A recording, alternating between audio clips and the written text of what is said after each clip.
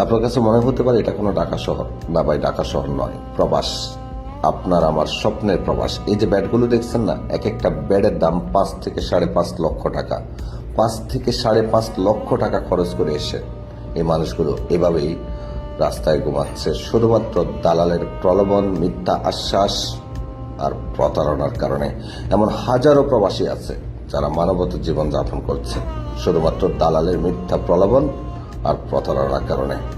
দর্শক, আপনারা যারা প্রবাসে আসার জন্য উদ্গ্রীব, হয় কাজ শিখে আসুন অথবা দেশে কিছু করুন। দালালদের মিথ্যা প্রলোভনে পড়ে হুট করে ভিসা কিনে প্রবাসে আসবেন না। বিশেষ করে মধ্যপ্রাচ্যের দেশগুলোতে সব থেকে বেশি প্রতারণা হচ্ছে।